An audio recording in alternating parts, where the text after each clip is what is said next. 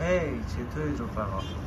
براتون بعد تقریبا یه ماهی دوباره آوردن تنباکو خریدم یه تست و بررسی کنیم ببینیم نکاتش چجوره، شیرش چه مقداره و چه بویی داره. از نظر ظاهری بریم بررسیش کنیم. این تنباکو از برند هوکا، خیلی آشنایی راجع به برندش ندارم اما به نظرم جالب اومد. دو سیبش هم گرفتم، اونم براتون تست و بررسی میکنم. این برند انگلیش رویاله. خب بریم بازش کنیم. این جعبهشه، جعبه خوشگلی داره، به گفته خود فروشنده خارجیه، مال امارات یا عربستانه. بریم بازش کنیم ببینیم چجوری هست.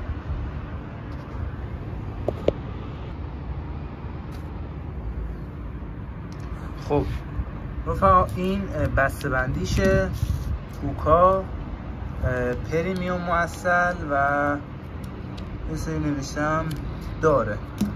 از همین جعبه خیلی خوشگلی داره، خیلی خوش رنگه، طراحی خوشگلی داره. ببینیم از نظر بسته بندی چجوره. رفقا هیچ بویی از بسته بندی نداره، معلومه بسته بندی محکم و خوبی داره. همینجوری از نظر ظاهری که دست میزنم بهش میخوره یه تنباکو پرشیره باشه. بریم بازش کنیم ببینیم چه جوریه، بذاریمش اینجا و بررسیش کنیم. خب رفقا بازش کردم، یه مقدارش ریختم داخل سری.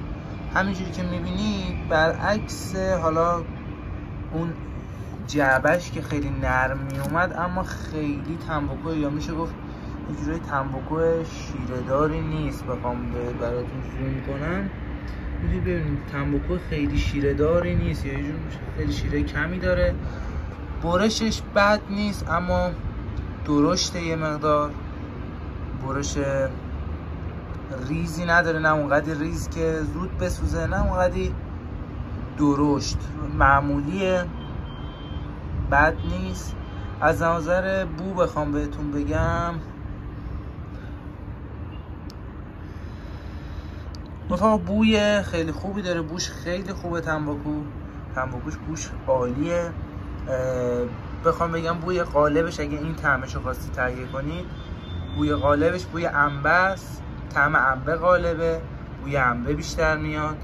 و بوی بعدی که ازش میگیرم بیشتر انبه است و من بیشتر انبه رو ازش میگیرم. حالا خودتون اگه دوست داشتید میتونید تهیه کنید، جایی پیدا کردید و امتحان کنید. این بود از تست و بررسی تنباکو هوکا، طعم انگلیش رویالش. تنباکو بدی نیست، بوش انصافا بوی خیلی خوبی داره. حالا بوش بد نیست، کاتش بد نبود، اما شیره‌ای به اون صورت نداره و تنباکو بدی نیست. تا ویدیوی دیگر بدرود.